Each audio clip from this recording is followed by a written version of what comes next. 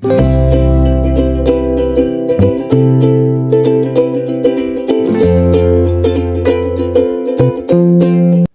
hello, salam sejahtera Malaysia. Selamat datang ke channel Fels Lifestyle. Terima kasih karena terus setia dan terus bersama di dalam channel ini.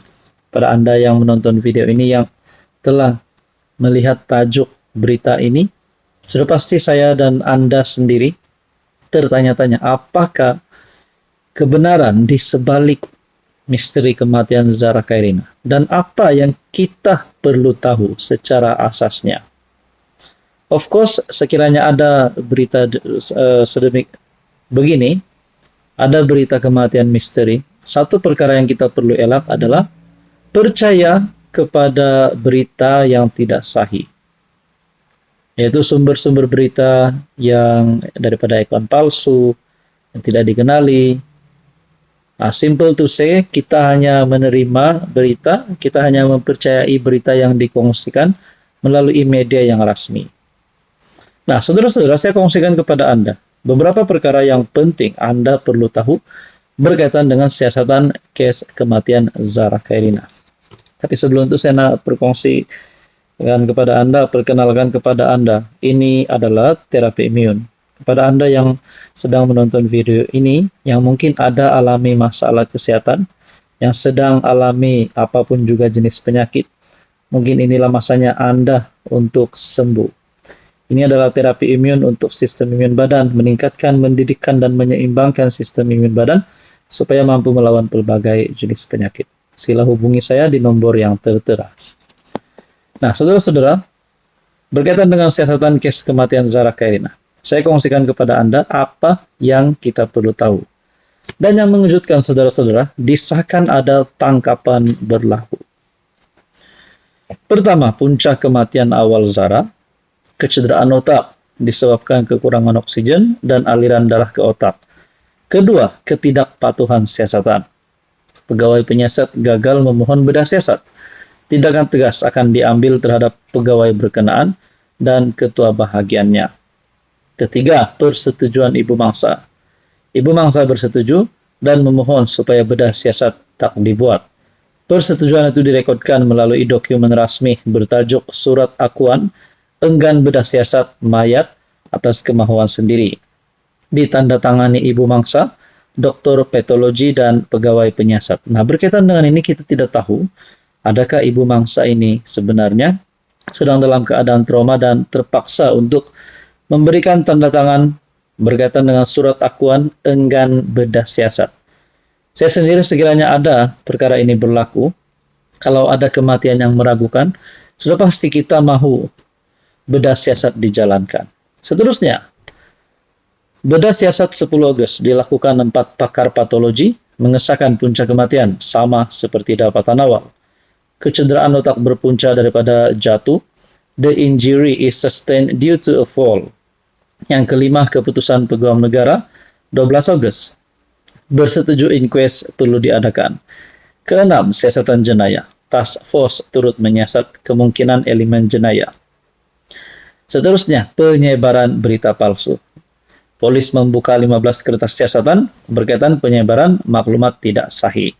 Sebab itu kita jangan percaya dengan beberapa maklumat-maklumat palsu di luar sana.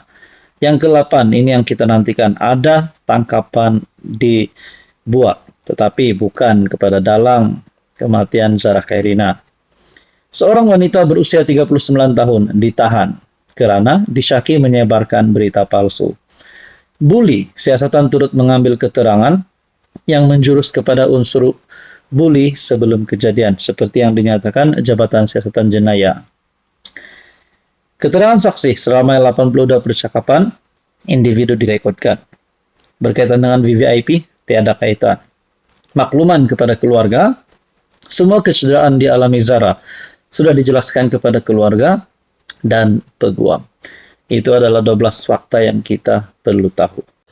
Hai, hello, salam sejahtera Malaysia. Selamat datang ke channel Fels Lifestyle. Terima kasih kerana terus setia dan terus bersama di dalam channel ini. Mungkin Anda yang menonton video kali ini sudah mendengar berkaitan dengan berita yang mendakwa Anwar Pertama, tak layak jadi ahli parlimen. Dan yang kedua, Anwar tak layak untuk menjadi Perdana Menteri. Mungkin Anda kenal orangnya, siapa yang membuat kenyataan ini. Saya pun tidak tahu kenapa ada kenyataan ini dikeluarkan, sedangkan Anwar sudah lebih satu penggal jadi ahli parlimen, menghampiri satu penggal, maafkan saya, lebih separuh penggal jadi Perdana Menteri. Kenapa baru hari ini nak bangkitkan? Baru sekarang nak bangkitkan bahwa Anwar tidak layak. Dan ini disebutkan melibatkan pengampunan yang diterima Datuk Seri Anwar Ibrahim. Oke, sebelum saya teruskan, saya nak perkenalkan kepada Anda, ini adalah terapi imun. Produk ini adalah untuk mendidik, menyeimbangkan, dan meningkatkan sistem imun badan Anda sehingga mampu melawan pelbagai jenis penyakit. Sekiranya Anda hari ini mengalami apapun juga masalah kesehatan, saya boleh bantu Anda. Saya boleh memberikan Anda tips terapi imun. Produk ini sesuai untuk semua jenis penyakit. Sekiranya Anda berminat, Anda boleh menghubungi saya di nomor yang tertera. Akhirnya AGC membuat kenyataan. Tak timbul isu Anwar hilang kelayakan jadi PM dan ahli parlimen.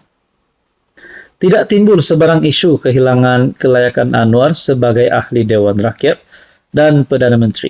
Ini bukan makcik saya kata, bukan pakcik saya kata, bukan kawan saya cakap, tapi Jabatan Peguam Negara.